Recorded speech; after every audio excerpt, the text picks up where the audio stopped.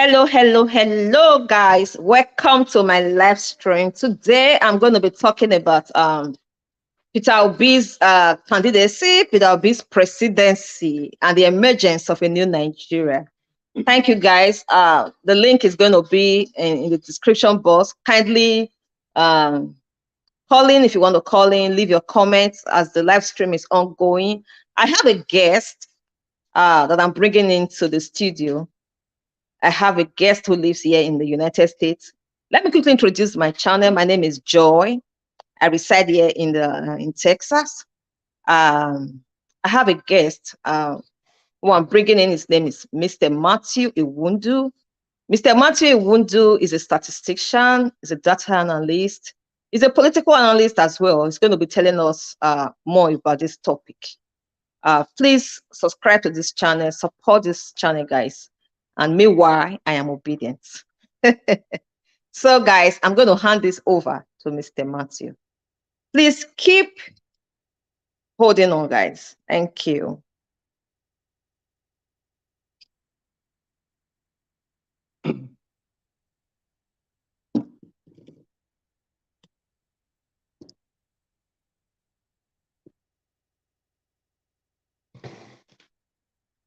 Thank you, Joy, for having me. My name is Matthew Iwundu once more. I reside here in the United States.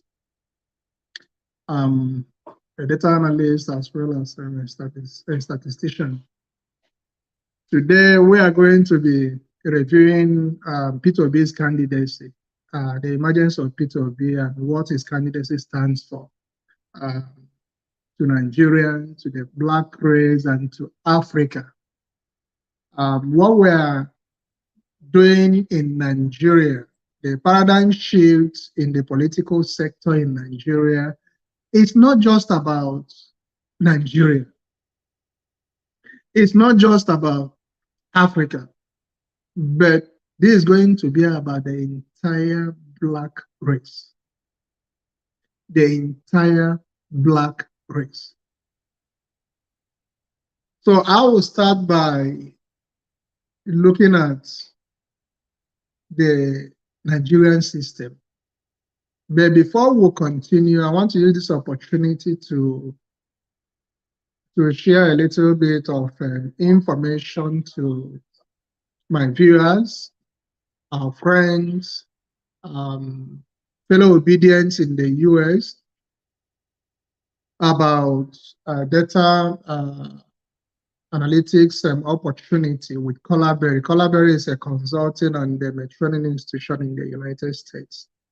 They are working with the US government to offer scholarship to young people within the ages of 18 and 24 who are presently not in school, but either a US citizen, green card holder, or authorized to live in the United States. You can go to their website, you will get more information about this. For those who want to build a career in data analytics, I hope and believe that the information will be useful to our viewers. So my name is again Matthew Iwundu. So going back to Peter Obi's candidacy is, for me, is a paradigm shift from what the corrupt system that we know in Nigeria. Let's look at some of the recent happenings in Nigeria. Recently, we heard about the Accountant General stealing, we call it corruption, but he stole public fund, 80 billion naira. Again, it was discovered that he stole again, I think 70 or 100 billion. We heard about someone using 200 million naira to cut grass in IDP camp. In Ikoyi, I think some years ago, 2, 3, 4 years ago, $57 million or so was found in the house, and up to today, nothing has been done about it. We also had about millions of dollars found in the house of a former GMD of NNPC in Kaduna or Kano. Recently, I was watching House of Rep section where they were talking about NNPC account with CBN. And meanwhile, NNPC is telling Nigerians that they don't have money to contribute to the national account. In the past, I was watching Senator Ndume and some other senators from the Northeast complaining about $1.2 or $1.3 billion that the president allocated for the reconstruction of the Northeast because of activity, because of destruction of the region by Boko Haram activities. And they were lamenting that this amount can be seen on the streets of the northeastern states.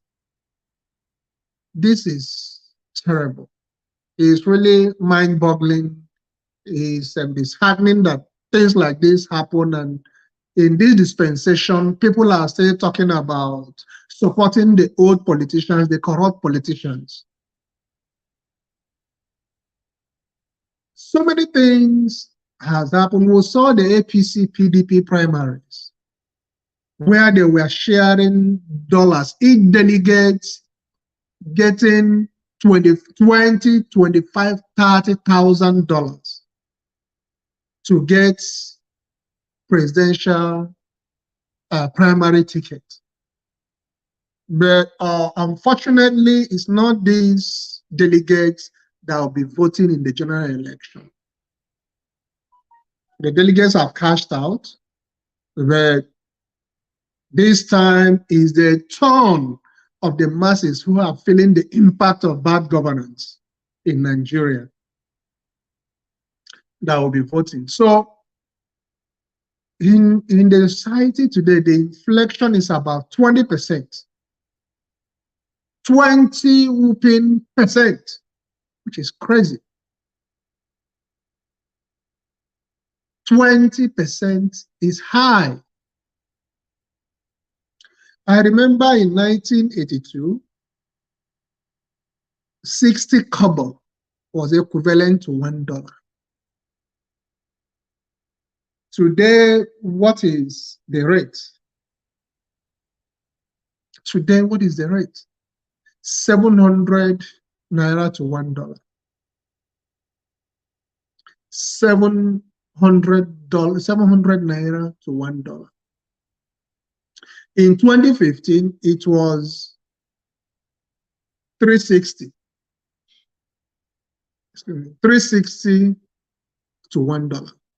And in the space of 8 years, it has gone from 100% increase. So Nigerians shouldn't look at ethnicity, they shouldn't look at tribe, they shouldn't look at religion, but vote for competence, vote for credibility, vote for character. So presently we have three major candidates that are standing for this election. I only want to talk about Labour Party, APC, and PDP. I'm going to be doing little comparison between the candidate of Labour Party and then APC. We are going to be looking at the three candidates and see what they have done in the past, who they are. We'll look at their character, we'll look at their identity. For me, I think Nigeria has come of age to only look at character, competence, and credibility of the candidates. Because if we don't get it right this time, if we don't get it right, I think it will be another 8 years. Another 8 years for another opportunity to present itself for people to have a change in the system. But this is the only opportunity that we have as Nigerians, that we have as a people. Imagine a child born today, and then we'll make a mistake of electing another wrong leader. It will take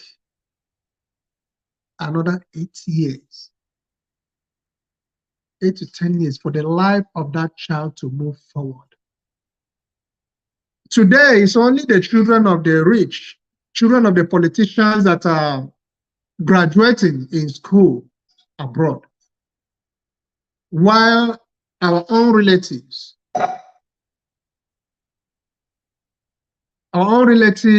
their children are at home, held down by ASO strike. Held down by ASO strike for 7 months. And the government is telling ASO strike, ASO go to hell. The labor minister is telling ASO go to hell. You don't have a choice but to obey court order. These agreements were reached over 8 years ago. And suddenly they realize that they cannot fulfill the agreement. What kind of people are these? Let me tell you, the entire black race is waiting for you, Nigerian politicians. The entire Africa is waiting for you people, Nigerian politicians. So you have to stand up and live up to expectation.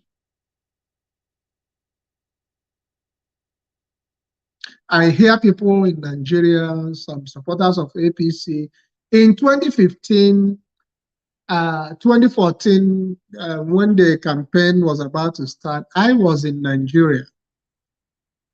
But in 1982, I was in junior secondary. I witnessed Buhari's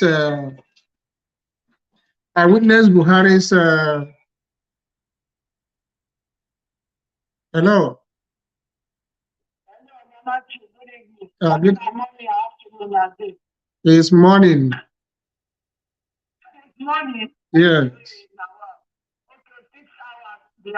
Yes, 6 hours. 6 hours behind us. We are doing very well.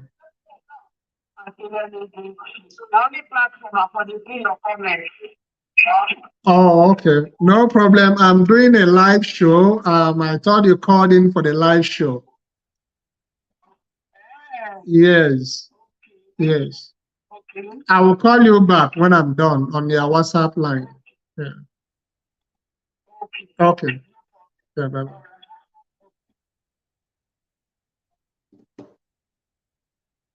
So let's look at the situation in Nigeria. Is appalling. In 1982, I was in junior secondary in Nigeria when Buhari was the president, when he was the military leader, 82 to 85, I believe. And I saw the havoc he created. So that was why in 2015, I was telling my friends, please don't vote this man. Even though PDP at that point was a disaster. So much impunity, so much corruption. I was telling them, please don't vote for Buhari, even though PDP is a big mess. Don't vote for PMB because of who he is, because of what he stands for. But people, my friends, did not listen. Maybe a lot of them were not born. They were not born in 1982. And I sincerely advise them. They thought it was because I'm from the southeast. That was why I didn't want to listen to. I didn't want Buhari. No. But 3 months down the line, after I said that, a lot of companies started leaving Nigeria to Ghana, to neighboring countries. Dollar went from 180, no, from 360 to 500 in a space of 4 months. 360 to 520 naira per dollar. I remember. A lot of them started losing their jobs because their companies were leaving Nigeria for neighboring African countries, small neighboring African countries.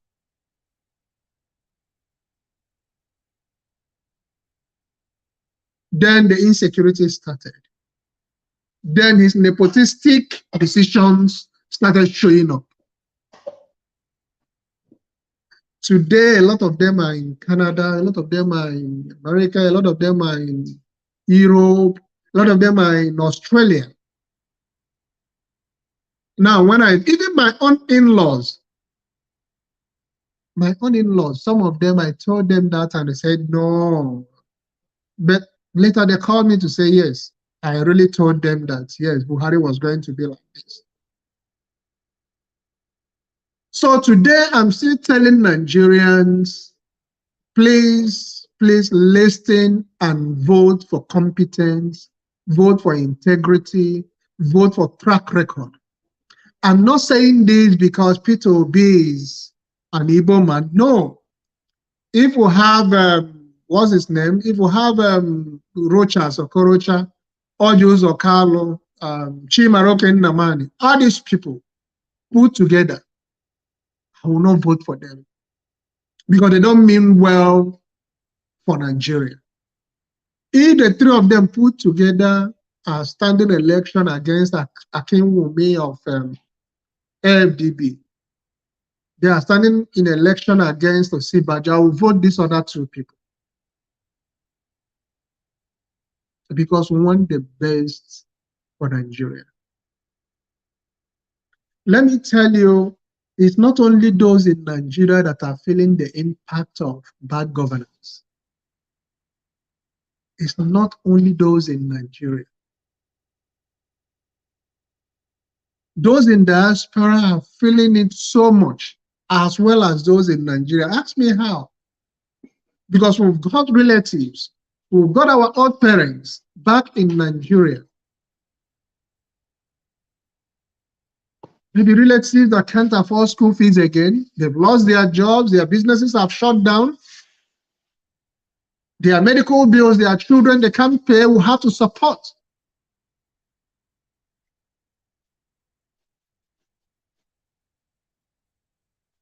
Who by the time in 2018, I remember, our in-law was kidnapped. And, you know, this is insecurity.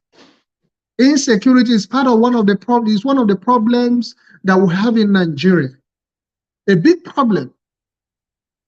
And if you are in diaspora and you feel you don't care, somehow it will affect you.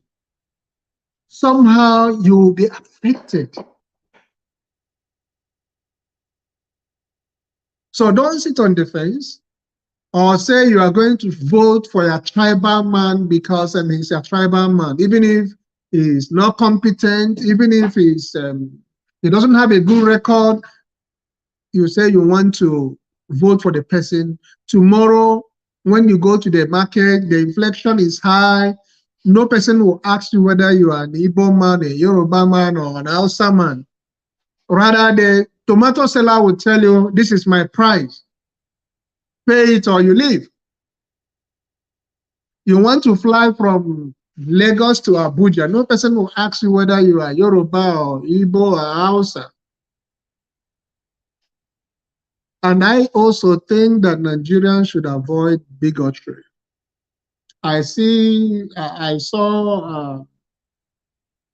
a recent video by a son in Nigeria, by Sheikh Umadi and their likes, talking about if you vote Peter Obi, you are voting for Biafra. If you vote for Peter Obi, you are voting for the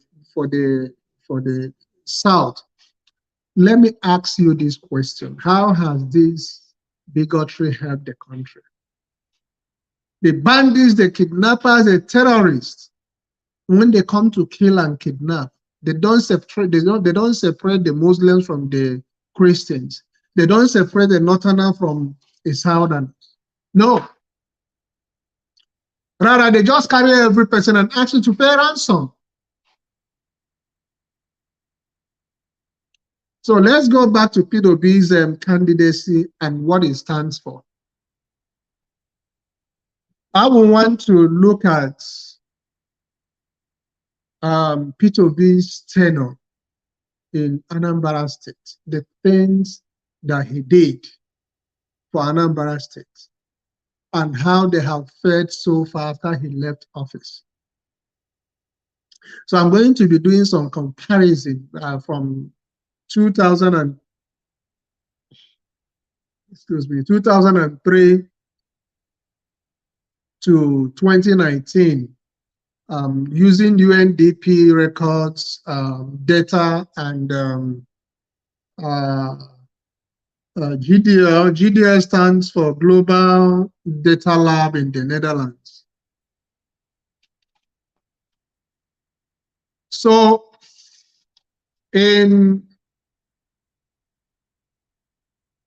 let's look at Peter Obi and, for instance, Bola Ahmed Tinubu. When Peter Obi left office, Peter Obi did not ask for any remuneration, any entitlement. He left office and didn't agree to take any benefit from the state. The article is collecting. Go and check the record I see on the internet. Tinubu is collecting, building new houses after every 2-3 years, new cars, paying for his mates. He is also the alpha beta. Some people will argue that he strategized, he brought out the strategy to collect revenue. Fine, that is good, but that is corruption. He shouldn't have had anything, any link with alpha beta. That is corruption.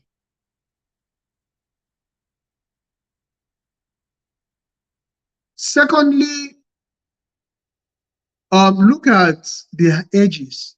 Peter Obi is 60, 61 years old.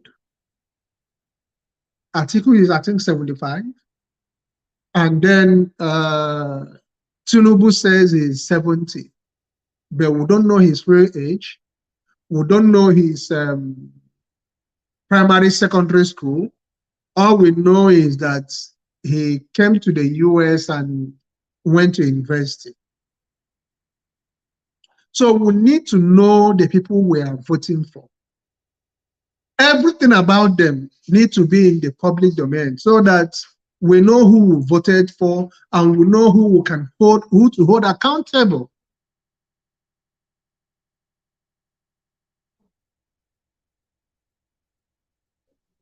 Again, let us look at the Human Development Index report from UNDP. The subnational head there, look at that was between 2003 and 2019. Anambra State is 13.8%. Lagos is 12.5%. That's the growth. Look at education. Anambra 15.2%, Lagos 12.2%. Look at health. Anambra 14.9%. Lagos 20.9%. Income. Anambra 10.9%. Lagos 4.5%. In terms of income, Anambra State has the highest number of billionaires in Nigeria. It's not disputable. These are people that built everything they have from the scratch. Who does not know about the destruction of 1967 to 1970? Everything was destroyed, but they built back and they are still able to compete. They are still able to compete. So my point is, we should not just discard the achievements of Peter Obi. These are some of the reasons why I'm supporting him. I also see some arguments on TV, YouTube, where BAT supporters argue that Peter Obi's all the claim that he makes about leaving zero debt for Anambra State is false. One guy quoted 20 in December 31st, 2014, that Anambra has a 2.8 billion. But on that same date, Lagos State was over 200 billion. 268 billion, yes. 268 billion. But the truth is that go to National Debt Management Agency record. You are going to see there that Peter Obi left office at May 17, 2014. And on that date, it was the Anambra State debt was 0%. And check that same date against Lagos State. But December 2014, it was 2.8 billion for Anambra State, and then 268 billion for Lagos State.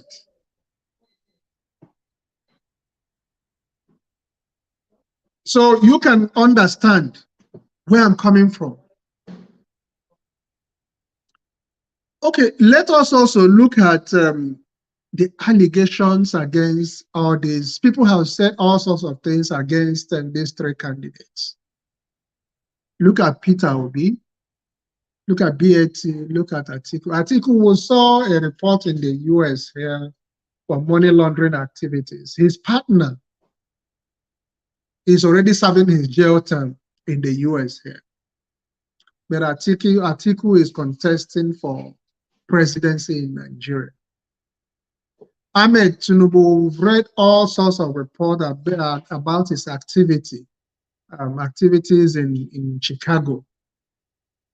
That hasn't been debunked. And such a person he was a senator in Nigeria, a governor, and now he wants to be the president of the country. For me, I don't want someone who will say, hey, their life will not move forward. You cannot achieve your aspirations in life unless I say so. You cannot become a governor unless I say so. You cannot become a senator unless I say so. You cannot become a House of Rep member unless I say so. You cannot become a councillor unless I say so. No, Nigeria should be a free society, for God's sake, where every person can aspire to be anything. Not just these allegations. Look at the privatization scheme that was done under Obasanjo. Look at the rot that came out of it, that Atiku chaired. Obasanjo handed over the privatization program to him based on trust that he is working with his deputy, somebody that he can trust with his life. and he was concentrating on some other important things. But look at what the man did. And you want to hand over hand over a troubled economy to that same person.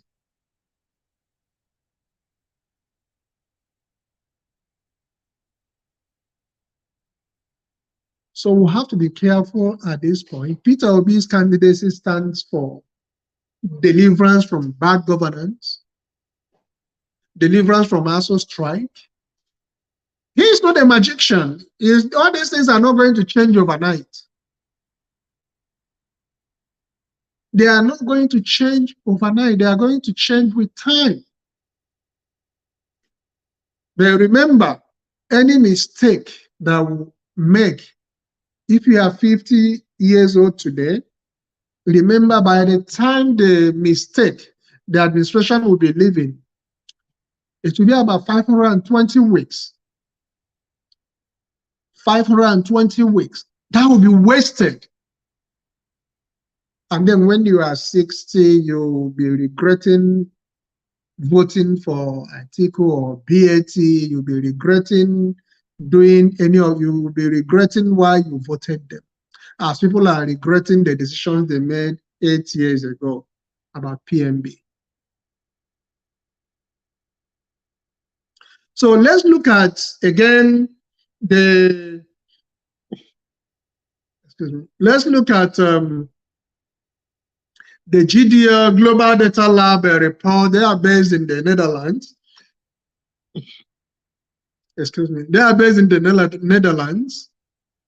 They made a comparative analysis between Anambra State and Lagos State, because most of these arguments come from people, BAT supporters from Lagos, where they say he did this, he is responsible. Yes, I was in Lagos in 2001, 2002, when he was governor. One thing I saw that he did, and I give that to him, is the Babbage Road. Then it was always flooded, even part of Victoria Island. He built that barrier. I give that to him. But one thing that he does not have going for him is his regime. His government is so expensive. What do I mean by this?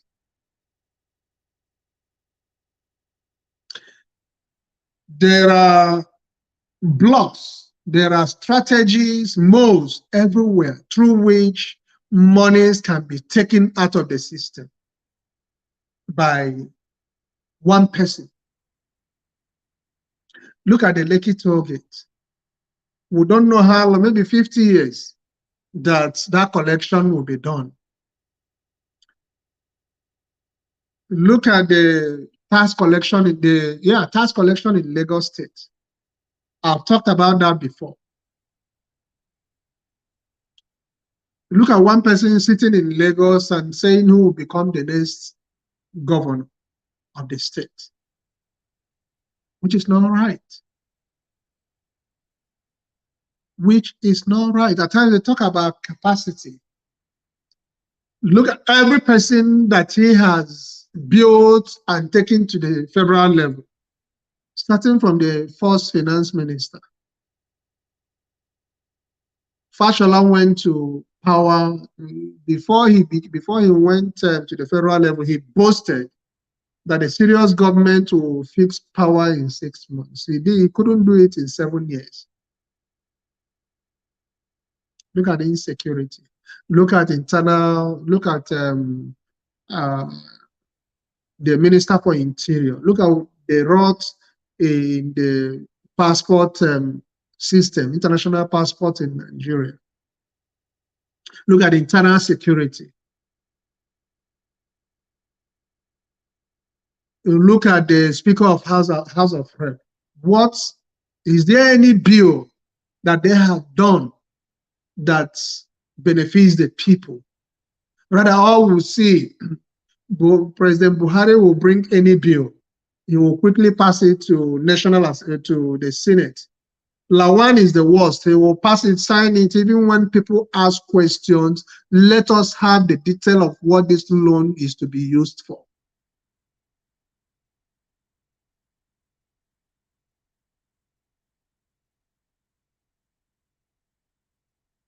But you won't see anything. Lawan will sign, and then today, no country is agreeing to give us loan. As a few days ago, President Buhari going to the UN Assembly asking for debt forgiveness. Well, forgive the debt. Within these 4 months, they will borrow another 41 trillion. Look at the oil subsidy. That is a big scam. A big scam. Oil theft. Half of our national revenue is stolen by few individuals in the country. There's no poor man or average Nigerian that have the capacity to bring in ship from outside to load crude oil. It is done by the security forces, it is done by NNPC, it is done by the government. There's no way a ship will come into the territorial waters of Nigeria. The Navy will not know, the government will not know. We should stop deceiving ourselves. So, in a nutshell, what I'm saying is we should support Peter Obi's presidency. We shouldn't listen to bigotry, religious, ethnic bigotry of any kind. If the country is good, it's good for all of us. We'll hear about brain drain. Yes, we shouldn't worry about that. In the long run, it's going to help our economy. It's going to help the country. Because China did that in the beginning of their own, development. They were sending people abroad, Europe, Canada, and co, to go and study. After 10, 15 years, they were returning to China to become heads of industries. So that's the reason why you see why you have the economic explosion that you see in China today. So before I continue, I want to talk about the opportunity, data analytics opportunity that we have for people that want to build a career in data analytics. There's a company in Texas, it's called Collaborate. It's a training and a consulting company, but they are working with the US government to offer scholarship training for young people within the ages of 18 and 24 who are US citizens, who are not in school. You can also be a green card holder, or you are legally authorized to stay in the US. You can go to their website, collaborate.com, and you can get every information that you need. Having said that, I will conclude by saying, vote for Peter Obi, vote for Labour Party. It's not personal. It's about Nigeria. It's about good governance. It's about the future of our children. It's about our own future. It's about the Black race. It's about Africa. I strongly believe that if Nigeria gets it right, the Black race, Africa, Nigeria will be repositioned in the scheme of things globally. So, Credit Farm, thank you for having me today. I'm glad to have shared my thoughts about the coming Nigerian election and the candidacy of Peter Obi, what it stands for. in Nigeria.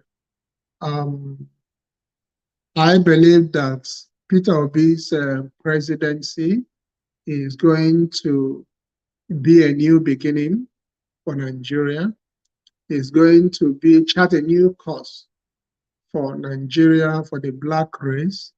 It's going to help reduce various forms of agitation that we have in Nigeria.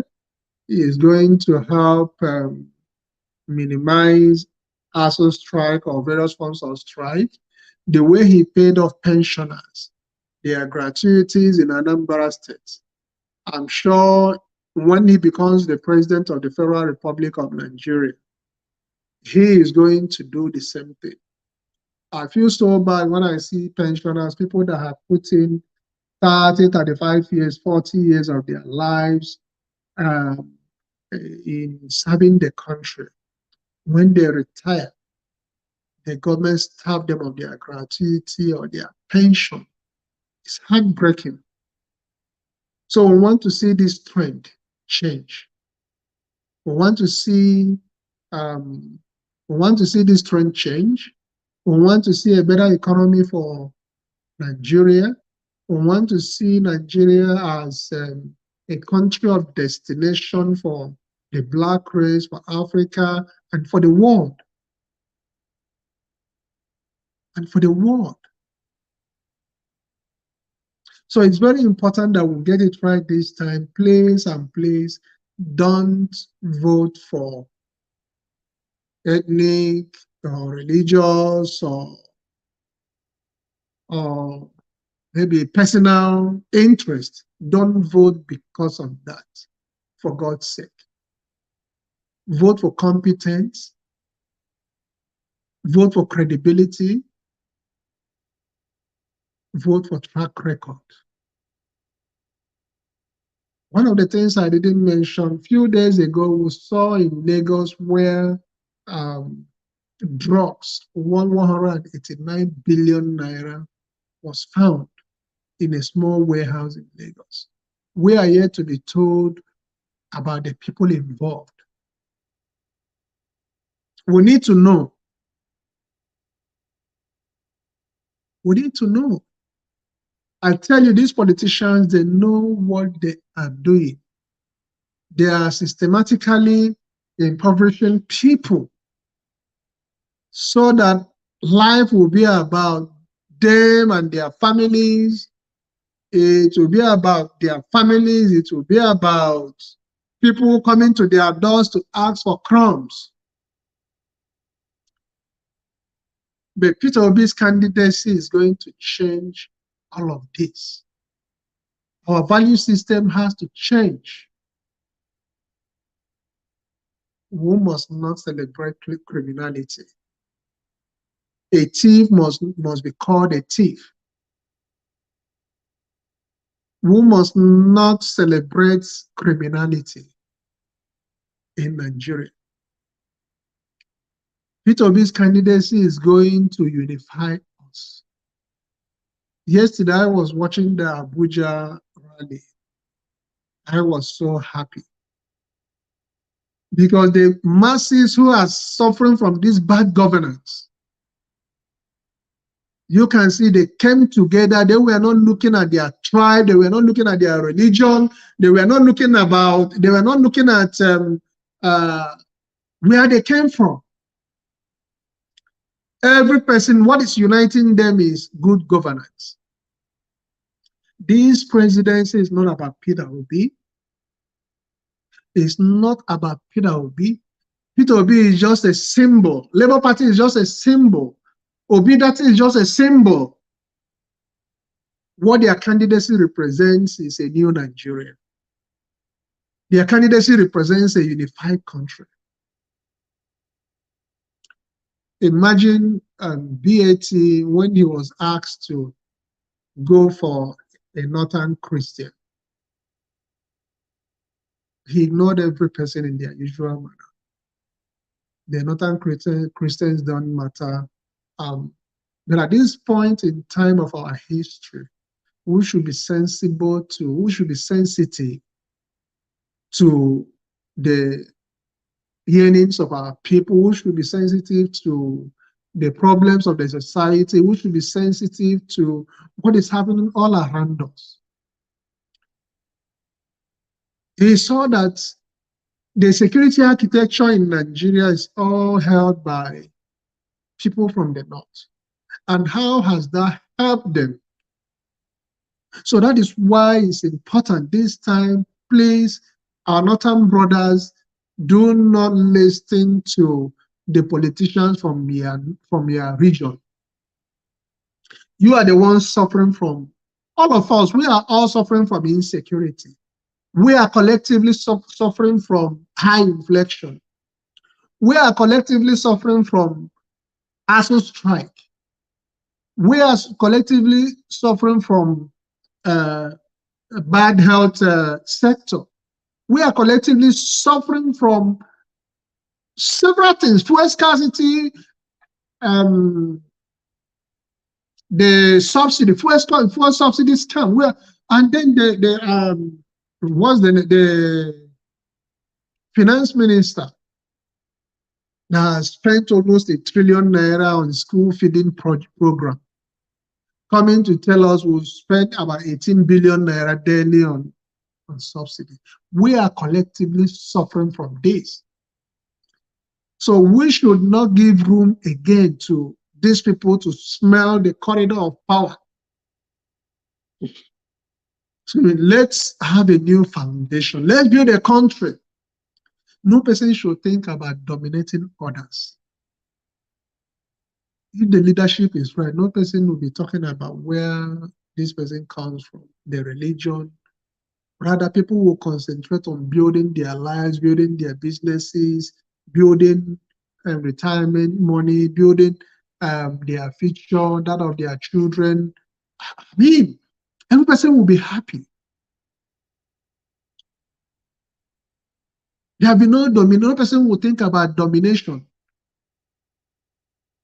But these are things that are sold to people right from the foundation of the country, which has to change. It hasn't helped the country for 62 years, and it will never help the country.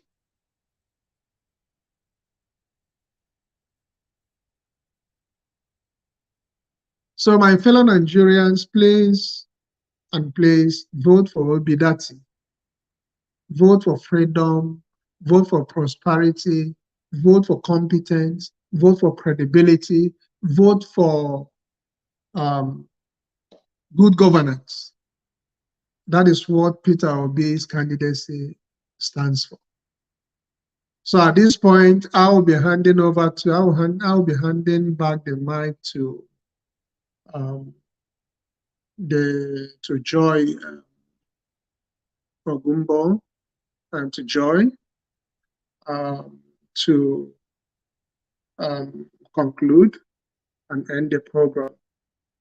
I'm very happy to have heard my opinion today about the election in Nigeria, the forthcoming election in Nigeria. So Joy, thank you very much for having me today.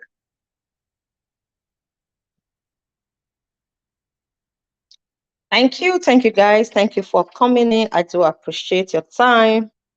If you're going to watch the replay of this video, kindly leave your comments. We will appreciate that too. Leave your comments, your opinion, your thoughts on this matter. Thank you, and do enjoy the rest of your day. Bye.